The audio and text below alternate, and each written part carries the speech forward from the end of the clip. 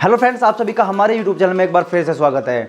दोस्तों, क्या आप जानते हो कि बैक प्रेशर क्या होता है, प्लास्टिक प्रेशर क्या होता है और सक बैक क्या होता है? अगर आप नहीं जानते या फिर थोड़ा बहुत इस बारे में आपने सुना है या फिर हल्का फुल्का आप जानते हो, क्योंकि आधा अधूरा ज्ञान बहुत ही खराब होता है, तो आज आपको मैं बैक प्रेशर, प्लास्टिक प्रेशर और सक बैक के बारे में पूरा ज्ञान देने वाला हूँ, पूरी तरह से आपको समझाने वाला हूँ। अगर आपको समझ में नहीं आता तो वीडियो में कमेंट में आप पूछ सकते हो, मैं वहीं पर आपको आंसर कर दूंगा या नेक्स्ट वीडियो और लेके आ जाऊंगा। लेकिन मैं पूरी कोशिश करूंगा कि आपको इस एक वीडियो में अच्छे से इन तीन चीज़ों के बारे में समझ में आ जाए, प्लास्टिक प्रेशर, बैक प्रेशर और सक बैक के बारे में। तो दोस्तों, हमने ऑनलाइन कोर्स भी एक चलाया हुआ है, क्योंकि कई बार होता है कि आप कंपनी में काम कर रहे हो, आप जॉब कर रहे हो, आपको घर का खर्च भी चलाना है, अपने घर पर भी पैसे भेजने हैं और अपनी पॉकेट मनी के लिए भी पैसा कमाना है।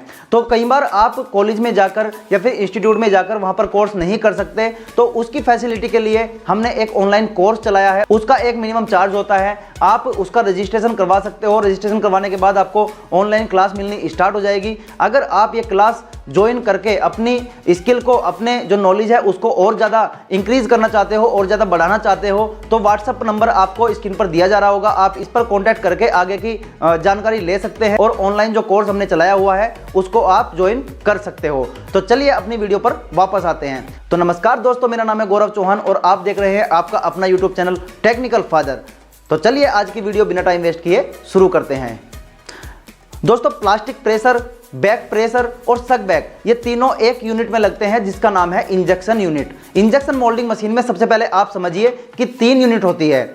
ज्यादातर 2 यूनिट को गिना जाता है, क्लैंपिंग यूनिट और इंजेक्शन यूनिट, लेकिन तीसरी यूनिट को हम खुद से ऐड कर देते हैं, उसका नाम है मोल्डिंग यूनिट या मोल्ड यूनिट। ठीक है, तो जो ये 3 प्रेशर लगते हैं, एक तो सक बैक, बैक प्रेशर और प्लास्टिक प्रेशर, इसका काम होता है केवल इंजेक्शन मोल्डिंग मशीन में। इंजेक्शन मोल्डिंग मशीन में हाइड्रोलिक सिलेंडर होते हैं, उसके थ्रू ये सारे प्रेशर काम करते हैं, स्क्रू काम करता है, बैरल काम करता है, ये सारे जितने भी मूवमेंट वाले काम होते हैं ये हाइड्रोलिक सिलेंडर के द्वारा ही किए जाते हैं। दोस्तों, आप बारीकी से समझिए कि तीनों प्रेशर कैसे काम करते हैं। प्लास्टिक प्रेशर, बैक प्रेशर और सक बैक, ये कैसे काम करते हैं आप इनके नाम से ही समझ जाओगे। जैसे कि प्लास्टिक प्रेशर, यानी कि प्लास्टिक किधर को प्रेशर लगा रही होगी, यानी कि दबाव डाल रही होगी, उसी को हम प्लास्टिक प्रेशर बोल देंगे। बैक प्रेशर, यानी कि पीछे से कोई प्रेशर लग रहा होगा, उसी को हम बैक प्रेशर बोल देंगे। तो दोस्तों, होपर होता है, होपर से मटेरियल बैरल में जाता है, बैरल के ऊपर बैंड हीटर लगे होते हैं, उन हीटर का काम होता है कि जो मटेरियल बैरल में आया है उनको मेल्ट करना। तो दोस्तों, जो हीटर होते हैं वो मटेरियल को मेल्ट कर देंगे। अब ये तो है नहीं कि मटेरियल केवल बैरल में पड़ा रहने के लिए ही आया है, उस मटेरियल का आगे कुछ काम भी है, उसको पार्ट भी बनना है। तो जो मेल्ट मटेरियल है वो आगे की ओर जाएगा, स्क्रू के आगे की ओर जाएगा, तो वो ऐसे नहीं जाएगा। हाइड्रोलिक सिलेंडर उसमें मूवमेंट के लिए काम करेगा।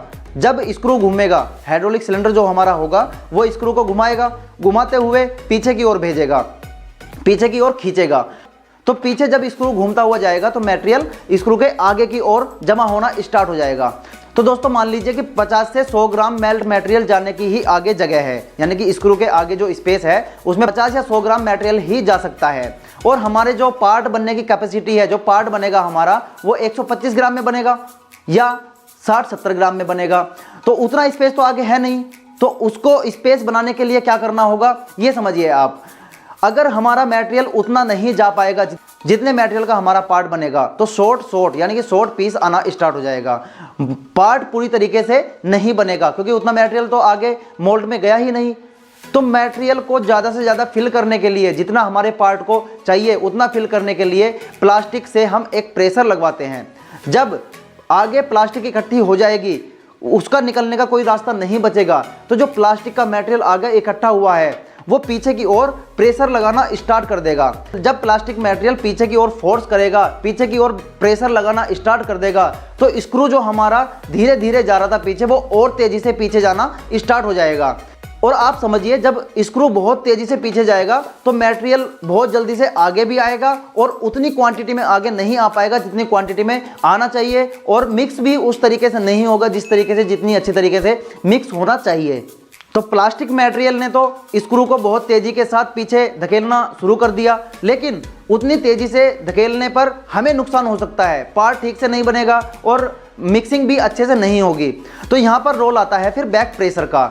उसको न्यूट्रल करने के लिए, जो प्लास्टिक प्रेशर लग रहा है उसको न्यूट्रल करने के लिए हम पीछे से एक प्रेशर और क्रिएट करेंगे, जिसको हम बैक प्रेशर बोलते हैं। तो जो पीछे से प्रेशर क्रिएट हो रहा है वो स्क्रू को आगे की ओर धकेलेगा, और जो प्लास्टिक मेल्ट मटेरियल है वो स्क्रू को पीछे की ओर धकेल रहा है। तो दोनों तरफ से फोर्स लग रहे हैं। लेकिन आप यहाँ पर एक बात और समझिए, जो प्लास्टिक प्रेशर होता है वो ज़्यादा होता है according to back pressure. Back pressure कम होता है और प्लास्टिक प्रेशर ज़्यादा होता है। अगर बैक प्रेशर ज़्यादा होगा, प्लास्टिक प्रेशर कम होगा, तो स्क्रू पीछे जा ही नहीं पाएगा, वो एक ही जगह घूमता रहेगा। ठीक है, आगे जाएगा, आगे नोजल को भी तोड़ देगा, बहुत डैमेज स्क्रू कर सकता है अगर बैक प्रेशर ज़्यादा होगा, प्लास्टिक प्रेशर कम होगा तो। और अगर दोनों को हम इक्वल कर देंगे तो स्क्रू एक ही जगह घूमता रहेगा, ना तो पीछे जाएगा ना ही आगे जाएगा। तो इसलिए बैक प्रेशर हमेशा कम होता है अकॉर्डिंग टू प्लास्टिक प्रेशर से। प्लास्टिक प्रेशर लगा, स्क्रू घूमता हुआ पीछे की ओर गया, बहुत तेजी से स्क्रू पीछे की ओर जा रहा था, जिसके कारण मिक्सिंग अच्छे से नहीं हो रही थी। तो पीछे से एक हमने प्रेशर क्रिएट करा, जिसको हम बैक प्रेशर बोलते हैं। वो प्रेशर स्क्रू पर लगता है तो स्क्रू बहुत धीरे धीरे घूमना स्टार्ट हो जाता है और अच्छे से मिक्सिंग कर देता है, और मटेरियल भी स्क्रू के आगे उतना चला जाता है जितने की हमको ज़रूरत है, जितने का हमारा पार्ट बनना होता है। तो आई होप दोस्तों आपने प्लास्टिक प्रेशर और बैक प्रेशर को अच्छे से समझ लिया होगा। अब बात करते हैं सक बैक पर। सक बैक क्या होता है और किस तरीके से काम करता है। दोस्तों हमारा बैक प्रेशर का काम भी हो गया और प्लास्टिक प्रेशर का काम भी हो गया। स्क्रू के आगे जो मटेरियल था वो बहुत अच्छे तरीके से, जो आगे स्पेस था वो फुल हो गया बिल्कुल।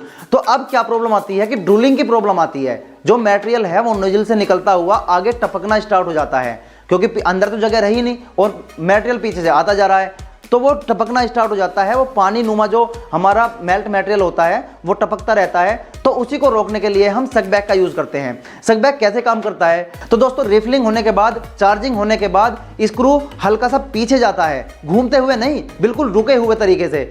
जैसे कि घूमता हुआ पीछे गया, अब स्क्रू बिल्कुल रुक गया, जितना मटेरियल हमको चाहिए था उतना मटेरियल स्क्रू के आगे इकट्ठा हो गया। अब थोड़ा सा हमें स्पेस बनाना है ताकि आगे ड्रिलिंग ना हो। तो जो हमारा घूमता हुआ स्क्रू पीछे की ओर जा रहा था उसको रोक के हल्का सा बिना घूमे स्क्रू पीछे की ओर जाता है, तो आगे स्पेस हो जाता है। अगर बिना घूमे जाएगा तो आगे स्पेस हो जाएगा, घूमते हुए जाएगा तो मटेरियल आगे और जाएगा, तो ड्रिलिंग की प्रॉब्लम और ज़्यादा बढ़ सकती है। तो लास्ट में स्क्रू जब बिना घूमे पीछे की ओर गया तो उसी को हम सक बैक बोलते हैं। ये 5 mm या 10 mm के आसपास जाता है। जब स्क्रू बिना घूमे पीछे की ओर चला जाएगा 10 या 5 mm, तो आगे स्पेस बन जाएगा। स्पेस बन जाएगा तो मटेरियल उसी के अंदर रहेगा, ड्रिलिंग नहीं होगी। तो आई होप दोस्तों आपको ये वीडियो अच्छे तरीके से समझ में आ गई होगी। बैक प्रेशर और सक बैक क्या होता है और प्लास्टिक प्रेशर क्या होता है, ये मैंने आपको इस वीडियो में बता दिया है। अगर आप ये तीनों चीज़ समझ गए हो, तीनों जो मूवमेंट होते हैं मशीन में, ये आप समझ गए हो, तो मुझे नीचे कमेंट में ज़रूर बताइएगा और वीडियो को लाइक करते जाइएगा।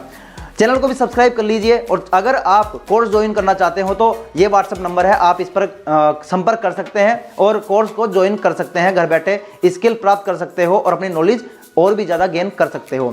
तो चलिए दोस्तों मिलते हैं फिर किसी नई वीडियो में किसी नए कंटेंट के साथ। तब तक के लिए अपने आसपास सफाई रखिए, अपनी केयर कीजिए। जय हिंद, वंदे मातरम।